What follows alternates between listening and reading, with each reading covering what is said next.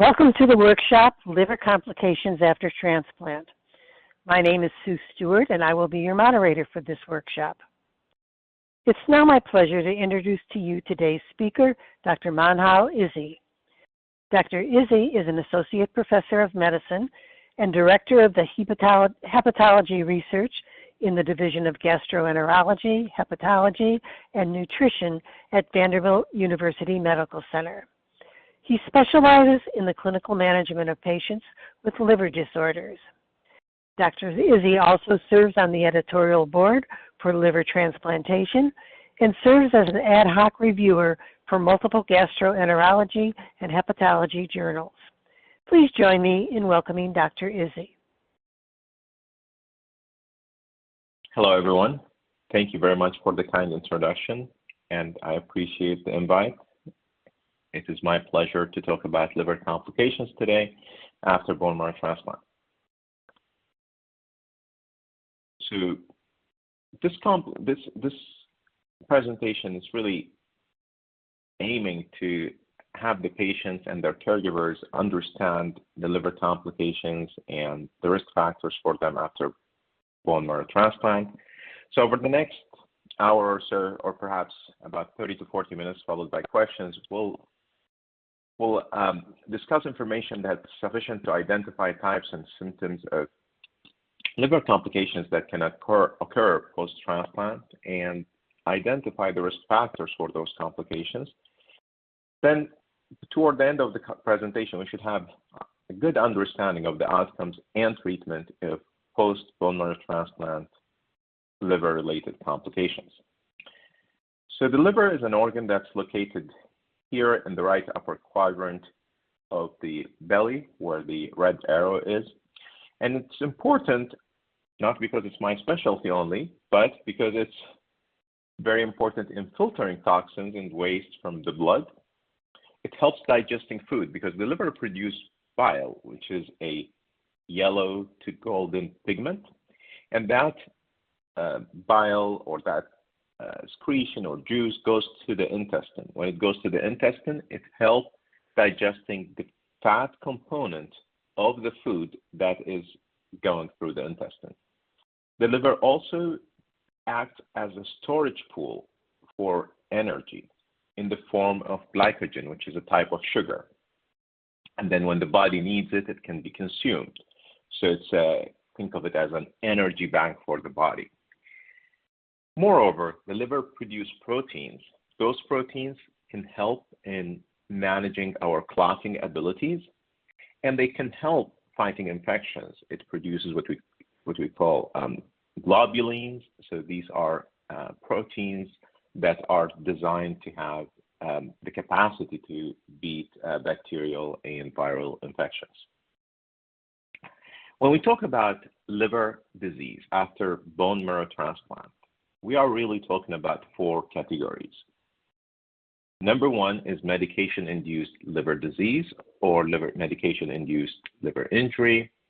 So this goes into two types. We'll talk about them in more details in a minute or two, but in general, either a direct impact of the medication on the liver cells, or the medication is affecting the liver, the blood flow inside the liver, which will then affect the liver cells. But either way, it's a problem that's directly related to the medication consumed by the patient.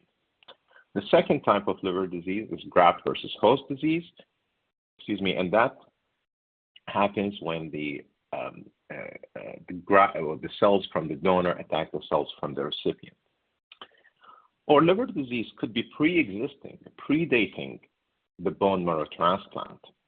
So if the patient has fatty liver disease or iron accumulation in the liver from before bone marrow transplant, it can continue to evolve to eventually cause manifestations of liver disease after bone marrow transplant. So it's not really directly related to bone marrow transplant, but it's the natural evolution of liver disease that pre-existed the bone marrow transplant, and bone marrow transplant happens at some point during the course of this liver disease.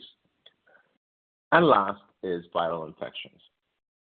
So viral liver disease after bone marrow transplant can be due to immune suppression or due to acquiring virus from the environment, and we'll talk about that in more detail later on. But these are really the four main categories.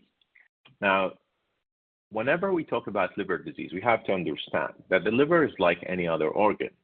If you have an injury, let's say, or cut to your hand, for example, it will have a scar later on. So same with the liver. If we injure it with fat in the liver, iron in the liver, medications, chronic medication use, or viruses that exist there for a long time or affect the liver for a long time, then that will end up with a scarring. Then the scarring evolves inside the liver into 4 stages. Stage 4 is what we call cirrhosis. So when we say stage 4 scarring, that's a synonym of cirrhosis. Then when the patient has cirrhosis, the scar tissue has the potential to evolve into liver cancer. And that happens in about 3 to 5% of the patients with cirrhosis every year. So every year, out of every 100 people with cirrhosis, 3 to 5 of them may have liver cancer. And that's why we do ultrasound for our patients with cirrhosis every 6 months to try to catch that cancer early, because that is a curable cancer. It can be cured if it's detected very early. Now, what are the symptoms of liver disease? So when we talk about liver disease, it is typically a silent troublemaker. So we won't appreciate symptoms until things are very advanced. We can appreciate signs of liver disease, such as elevated liver enzymes and things like that. That's early in the course.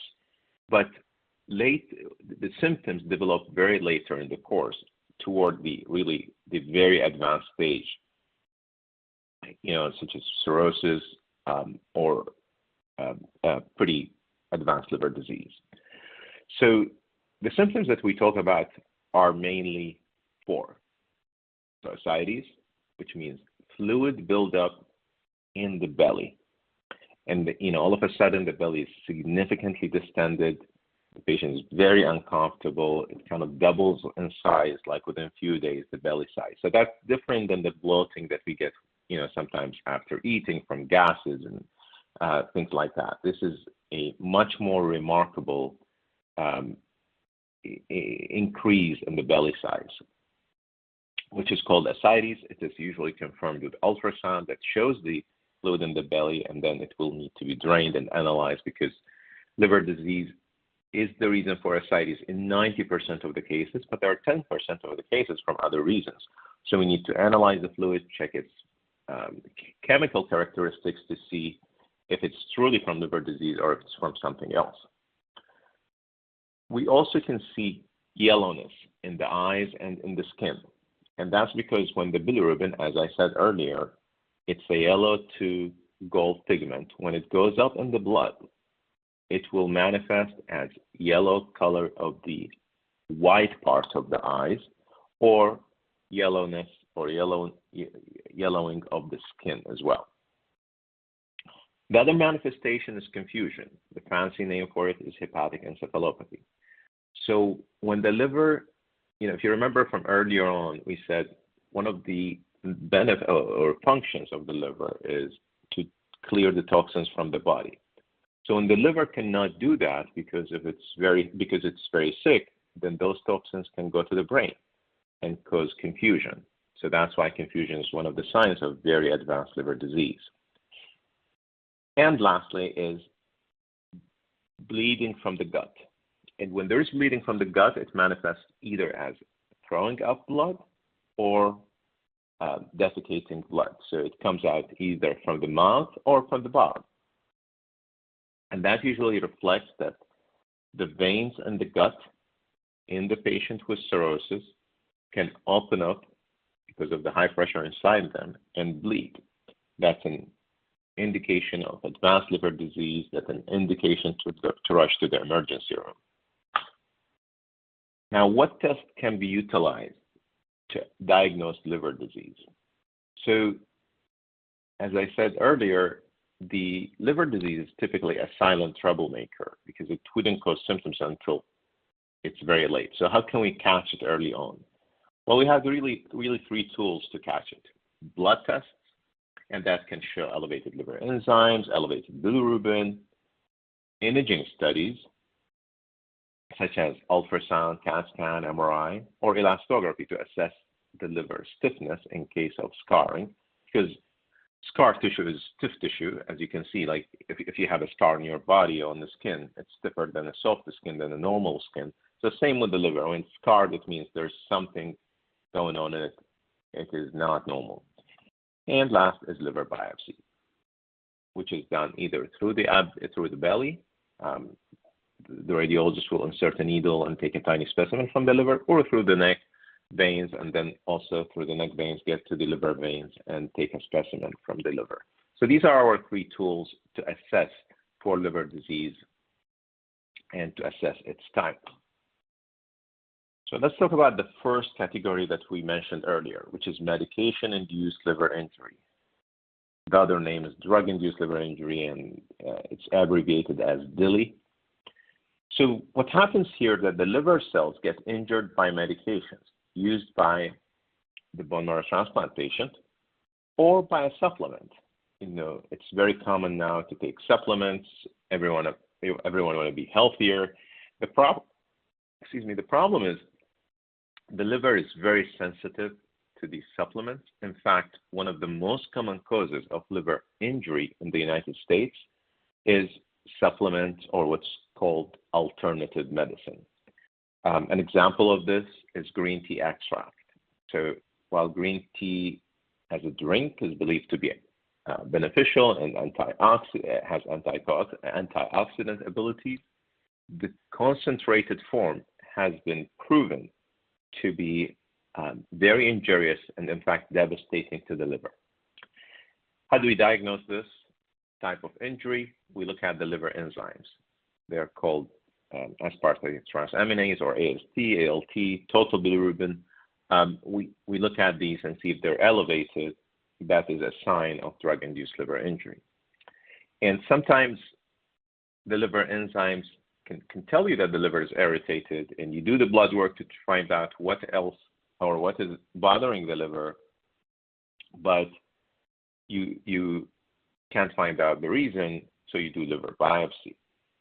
And sometimes you stop the medication before you consider the biopsy to see if the liver enzymes would improve on upon discontinuation of the medication. And I will say, like in most cases of drug-induced or medication-induced or supplement-induced liver injury, the liver would actually show you, or the liver labs would show you improvement within a week or two in most cases. But again, when we have no clue on blood, on blood testing, and no clue, on waiting why this is not improving, then the key is through liver biopsy. The other type of medication-induced injury, it's medication-induced blood flow impairment. So the blood that's flowing through the liver, the blood flow through the liver gets impaired by the medication. How is that possible? Well, there are tiny blood vessels in the liver that supply the liver cells with blood. Sometimes the medication, certain types of chemotherapy, high-dose chemotherapy, can cause those tiny vessels to be blocked. When they're blocked, it's harder for the liver to function because it's not getting the blood that it is needing. So the patient would turn yellow. They may develop the fluid in the belly that we called ascites earlier, if you remember. And the liver would be very congested and becomes enlarged. That's what we see on the patient. Now, not all these three things need to happen. Sometimes one of them, sometimes two of them. When we check their blood, the symptom would be the trigger to make us check the blood work. And then the blood will show elevation in the liver enzymes, AST, ALT, alkaline phosphatase, or in the total bilirubin, the same marker that can cause the ALONS that we talked about. When we see this, the only way to make sure this is the diagnosis is actually liver biopsy. So we do liver biopsy for these patients to confirm the diagnosis when the blood testing is not revealing of any other cause. For example, no viral infection, nothing else that can explain the elevation in liver enzymes. What do you do for it? It's really supportive care. So if the patient's having ascites or fluid buildup in the belly, you give them diuretics and cut down on their salt intake to try to get them to kind of pee out the fluid that's building up. You stop the medications or the high-dose chemotherapy that could have caused this. There's a medication that's called defibrotide. It may help, but much more studies are needed to figure out the exact benefit of it. But overall, as of today, like this is largely supportive treatment, treating the symptom and stopping the drug. And that works for a lot of patients with this problem. And the second category from the four is graft versus host disease. That means the donor cells that are engrafted are attacking the host, the patient, the bone marrow recipient, the bone marrow transplant recipient. And specifically, they're attacking the host liver cells. There are certain factors that increase the risk for this, such as older donors, older recipients, history of viral infection, or mismatch between the two, the donor and the recipient. The diagnosis of this could be challenging because the symptoms are not very specific. It could be as simple as skin rash, or it could be just upset stomach. But then when we check the liver enzymes in those cases, and we see liver enzymes elevation in a bone marrow transplant recipient with a skin rash, then GVHD or graft versus host disease comes to mind. This is another disease that really needs tissue specimen to prove it. Now, what do you do with it when you diagnose it? Well, immunosuppression is the key because this is an attack from the donor cells on the recipient cell. So we need to calm down those cells, lower their immune potential. So immunosuppression is the key for that. And when we do immunosuppression, the patient would be at risk of infection. So along with immunosuppression, we work with our partners in the bone marrow transplant team on giving medications to prevent fungal, bacterial, and viral infections. This entity of graft versus host can happen either early on during or following transplant within the first 100 days, let's say about 3 months, or beyond that, which we call chronic or late. So it's not exclusive to early on, and it can happen pretty much any point post-transplant. So the signs that would raise concern for it are skin rash, the skin rash and the GI upset, but then that would be triggered to investigate it further and see if it affects the liver or not. And not every graft versus host disease for sure affects the liver, but sometimes it can. So that's one of the liver diseases after bone marrow transplant. Now, pre-existing liver disease. So that means, as I mentioned earlier, something that had happened prior to bone marrow transplant and has nothing to do with bone marrow transplant. The most common out of this is fatty liver disease. So that's fat accumulation in the liver that happens because of what we call metabolic dysfunction. There is a problem in the metabolism. The most common feature that we see in patients with fatty liver disease is overweight. The other source for fat accumulation in the liver is alcohol. So to further explain this, when we see fat in the liver, there are two processes for the most part that can lead to it. Number one, overweight, and when that is the case, some of the fat that's in the belly, we call it visceral adiposity, transmits through the blood circulation to the liver and sits there and deposits there, and that can cause liver scarring and cirrhosis. The other source or the other process is that alcohol, when we drink it, it it changes or converts in the body to fat.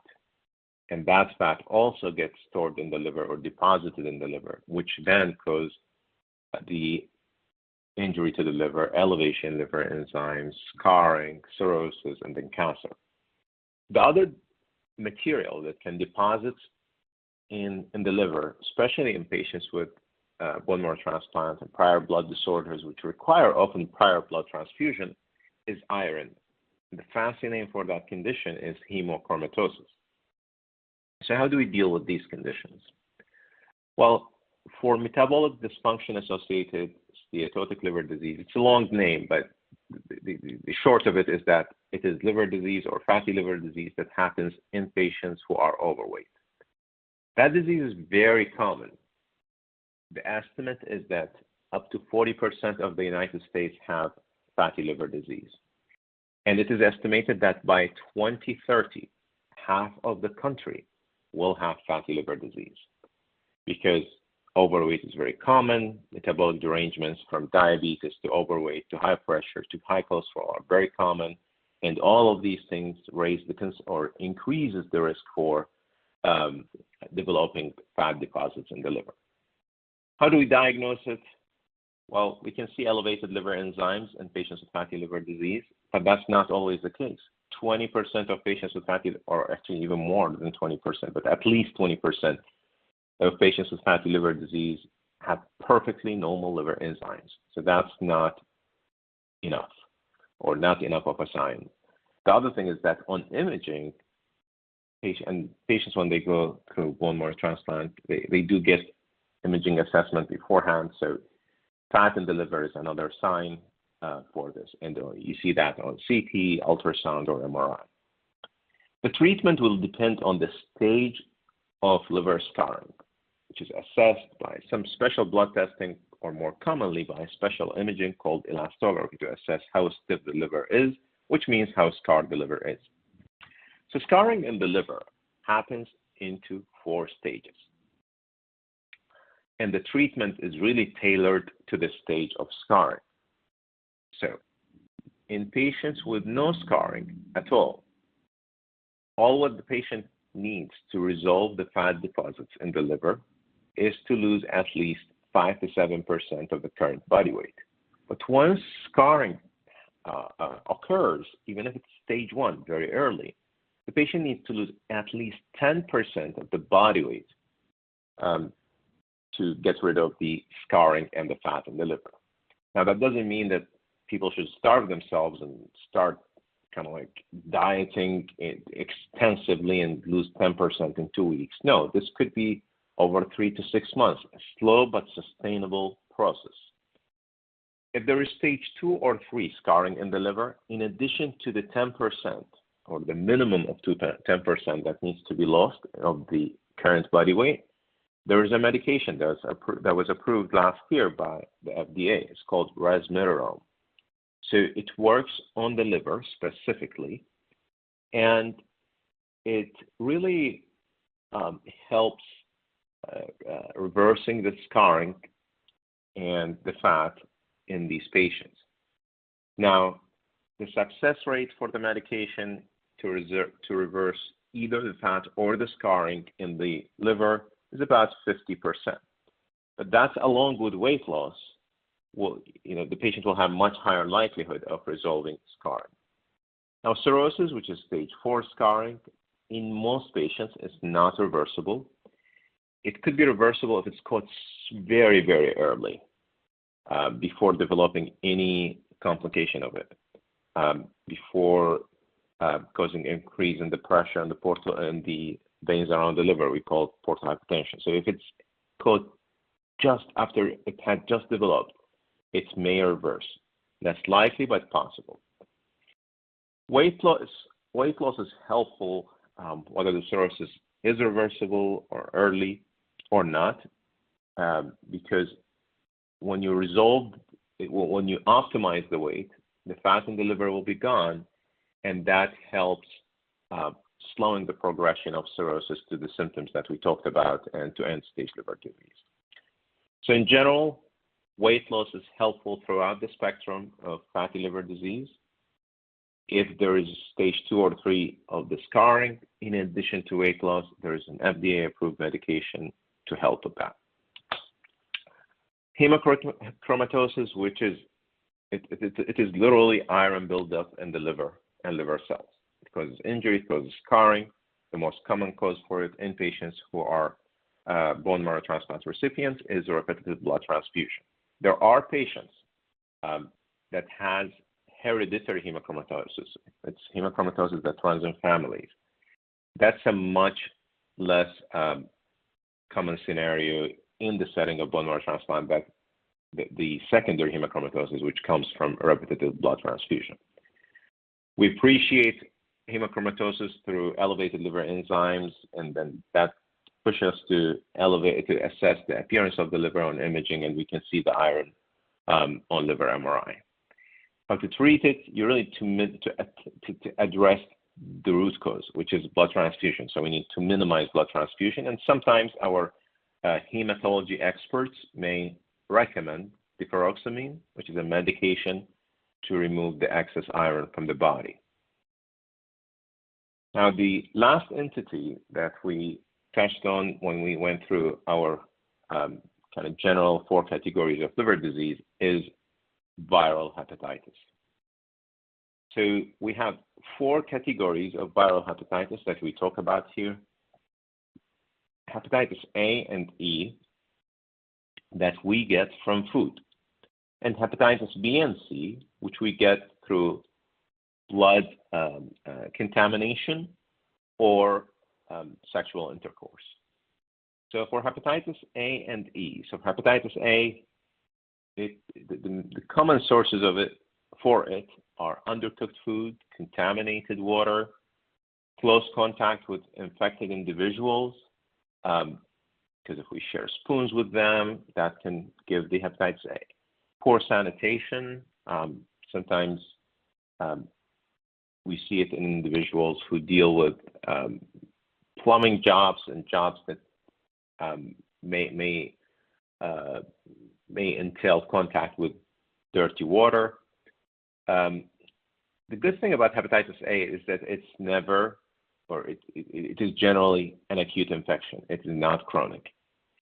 And the better news is that it's a virus that you can vaccinate against. And that's what we recommend for all of our patients. I'm a liver transplant physician, so we do it for liver transplant patients, and we recommend it also for bone marrow transplant patients. There is no treatment needed, and it goes away on its own, so it's a self-limited infection. And it rarely is a life-threatening infection. It can be in patients with cirrhosis, and that's why I'm saying it's rarely a life-threatening infection. But for patients with intact liver, it's rarely a problem. Hepatitis E, it really comes from handling raw pork or raw deer meat. These are the 2 most common types of meat that can lead to this infection.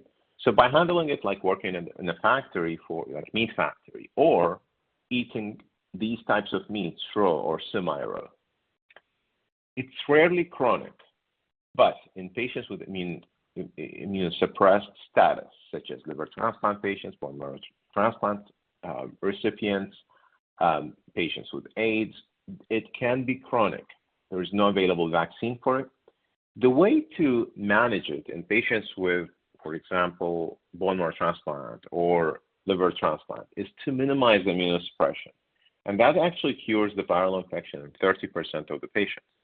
But if that doesn't work, then we have to give a medication called ribavirin.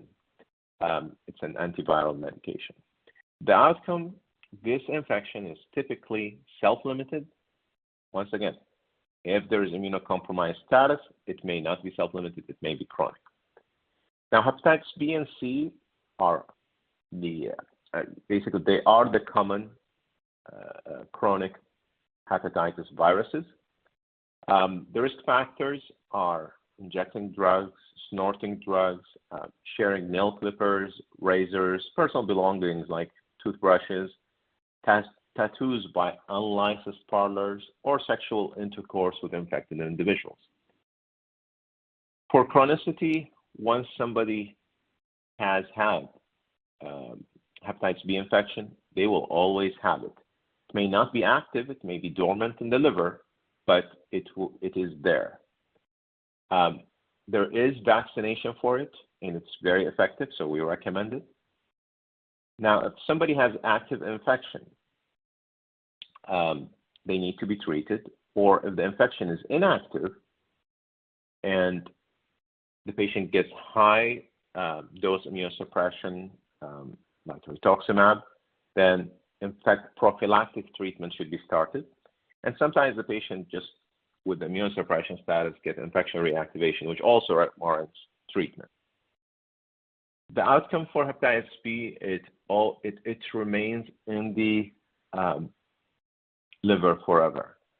So although it may go away from the blood, but it remains in the liver forever. And that's why when we get immunocompromised in the setting of bone marrow transplant or getting rituximab, the infection can flare and kind of leave, or it is in the liver, but it may go from the liver to the blood again, and then in that case we find the virus in the blood.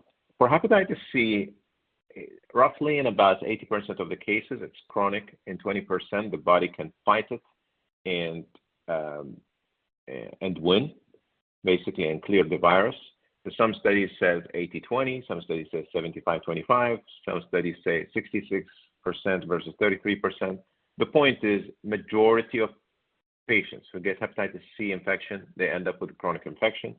Minority can get their body to beat it. If I gave this talk 10 or actually 15 years ago, I would have said it's really not a treatable or curable infection in most patients, but now the treatment for hepatitis C has evolved remarkably, and now direct-acting antivirals can clear the infection in the vast majority of the patients. It's 99+% in our patients. So these are the hepatitis viruses.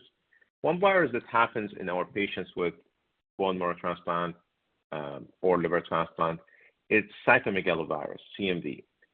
It transmits through body fluids. The most common risk factor is really immunosuppression. It can be diagnosed through elevated liver enzymes and appreciating high viral load in the blood through PCR testing. The medication for it, it's called Valside. It's very effective. So to conclude, we have to think about how can we keep the liver healthy in view of the risk factors that we talk about, that we discussed, and the liver diseases that we discussed. So very important to maintain a healthy diet and regular exercise to avoid being overweight. Because, as I said, fatty liver disease is becoming extremely common, and it's a common cause of cirrhosis. So we need to be careful. We have to be up to date with immunization for hepatitis A and B. These are the two liver viruses that have effective immunization against them. We have to practice good hygiene and avoid undercooked or uncooked meat, both. We have to maintain our scheduled checkups with our providers who routinely check liver enzymes. And we need to avoid alternative medicine or supplements such as green tea extract, ashwagandha, or turmeric, because these are common causes of liver injury. And that is it. Now, I'd love to get your questions. Great. Thank you, Dr. Izzy. Really appreciated that very thorough talk. We do have several questions, but I'm going to start off with the first question based on your last slide. And because I'm a cook, does turmeric as a spice create problems for the liver? Absolutely not. So spice is totally fine, but the pills that include high concentration of it can cause liver injury. And when we talk about these injuries with, ashwagandha or turmeric, that doesn't mean every person who gets them will have liver injury.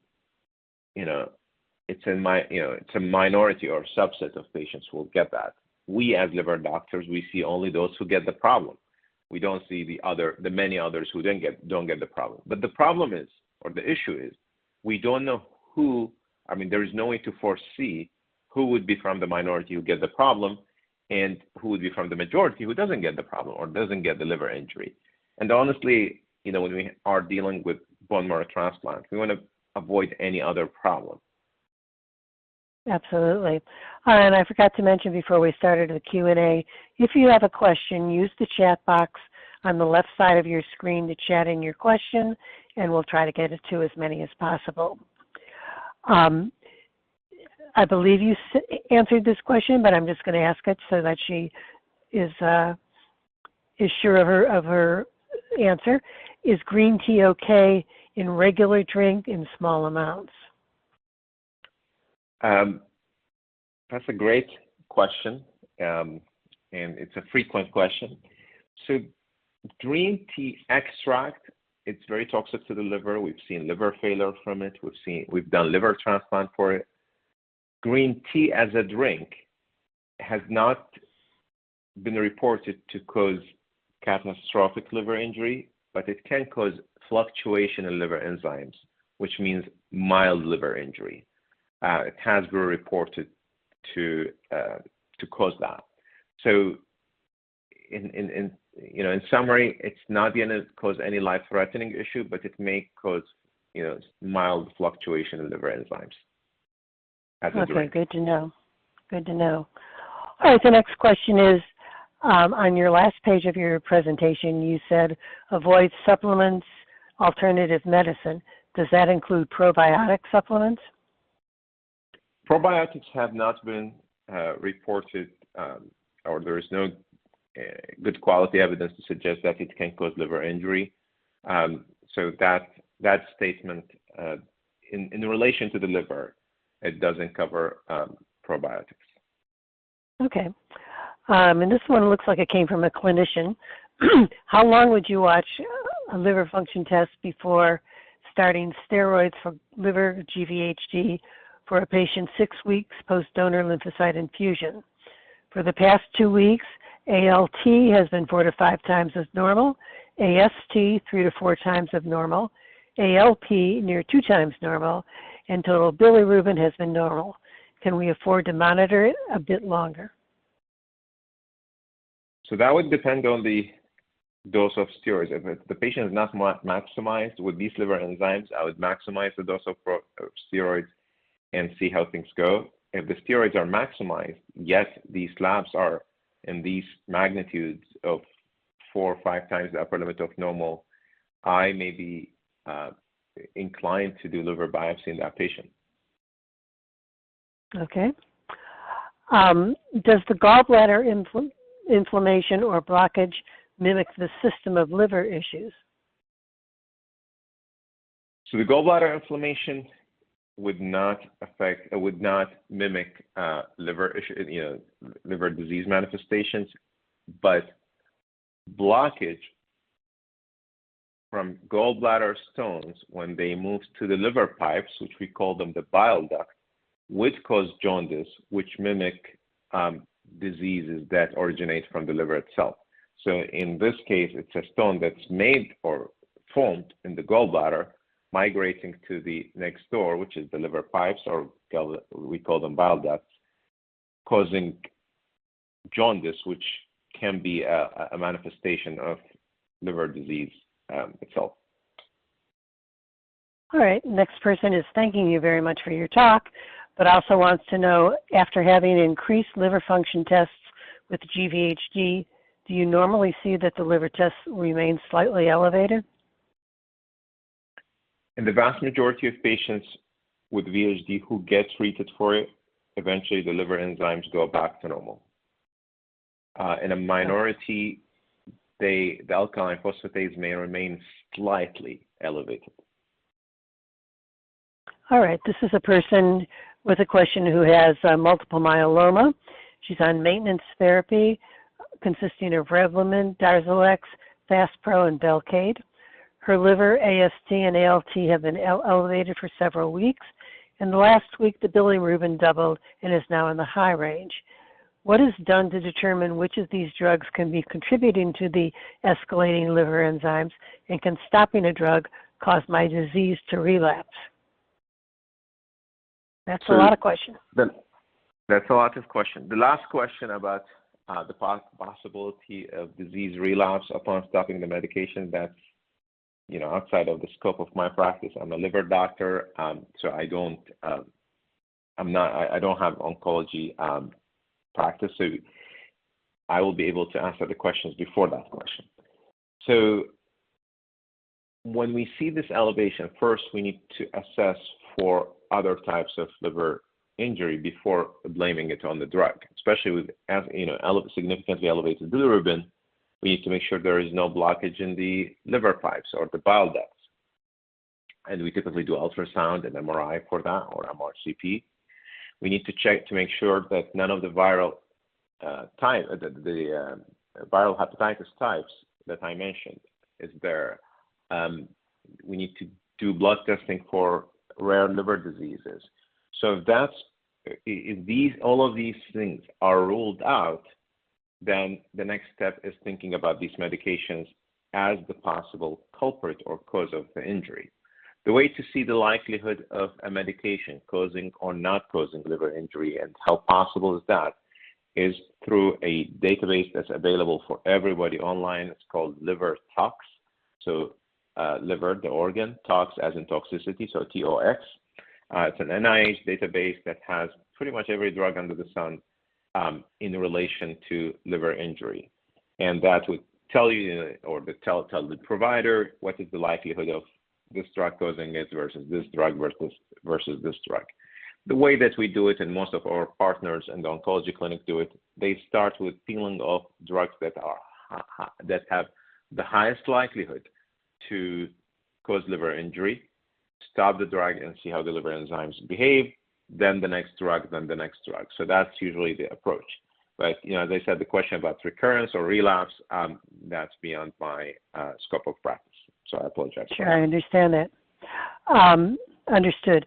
Can that liver tox database also list supplements that can increase liver toxicity, or is it strictly drugs? Actually, supplements too. Not all supplements, but I would say probably most supplements are listed there too. Great. Okay, that's good to know. This person wants to know, what about matcha tea? Is that a problem? What about what? I'm sorry? Matcha, M-A-T-C-H-A. What is that? I think it's a tea. I'm not a drinker of matcha, but I think so. Okay. If you don't know, that's fine. I don't know it, but I can say that black tea is perfectly fine. Okay. All right.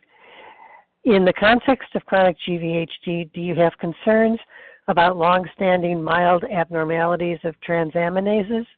Should additional evaluation for fibrosis be pursued at some point? Yeah, that's an excellent question. I assume that question is coming from a clinician. So mild elevation of liver enzymes that is chronic warrants assessment of fibrosis through elastography, the imaging test that we discussed about that assesses the liver stiffness, and that should be done every 1 to 2 years. So the answer is yes, and the frequency every 1 to 2 years. I personally do it every year, but some of my colleagues do it every 2 years. There's no kind of solid evidence that say 1 versus 2 years, but that's our practice. Okay, I'm not quite sure I understand this question. I'll pose it to you, and if you don't understand it either, I'll ask the person who submitted it to resubmit. Can swelling on the left abdomen in the area of the spleen be a result of out-of-range liver function tests? No, because spleen enlargement typically does not reflect liver inflammation. It can reflect cirrhosis and increase pressure in the veins around the liver, which then divert the blood to the spleen and make it larger, but it wouldn't. Spleen enlargement is not a sign of acute inflammation of the liver. Okay, great. This person asks, you talked about maintaining a healthy diet. What do you define as a healthy diet? Are things like keto diets or some of the other popular diets good or bad for the liver? Yeah, I think when we talk about healthy diet, it's really low-carb, high-protein diet. That's what we refer to. There are studies that are done about different types of diet in relation to liver disease, and the best evidence that we have is for Mediterranean diet in relation to liver disease and fatty liver disease.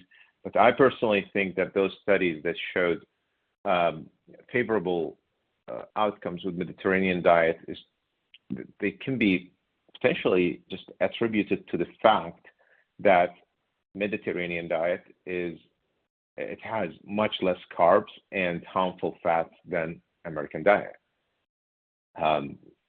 So the short answer is high protein, low carbs. Okay. And along those same lines, you talked about not eating raw meats. What about raw fish, like sushi? Yeah, so there are reports of raw fish associated with hepatitis E. That's been reported.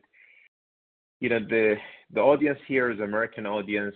Those reports are mostly from outside America in areas where hepatitis E is more common, such as South America or Eastern Europe.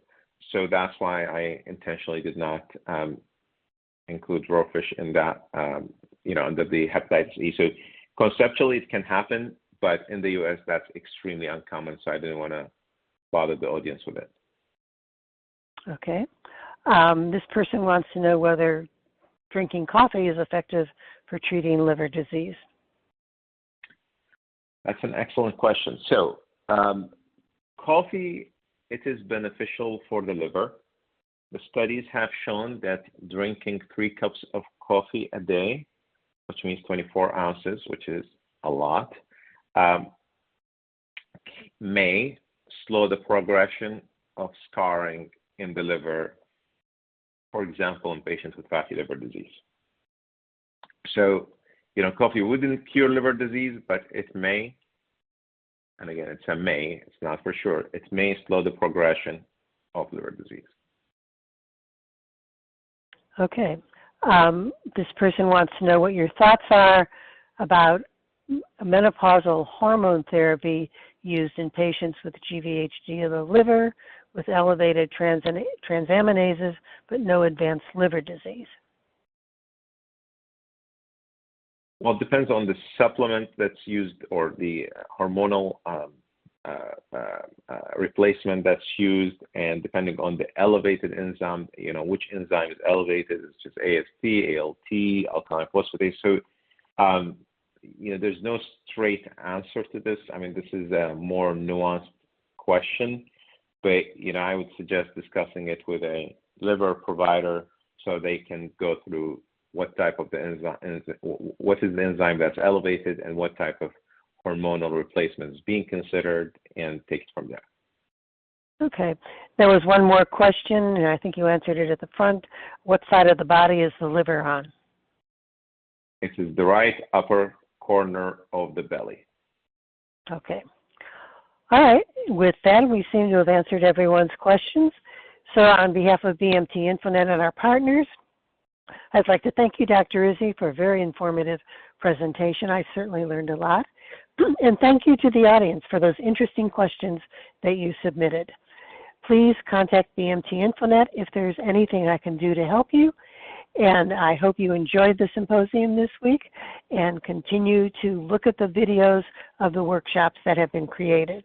Have a wonderful evening and a wonderful weekend. Thank you, everyone.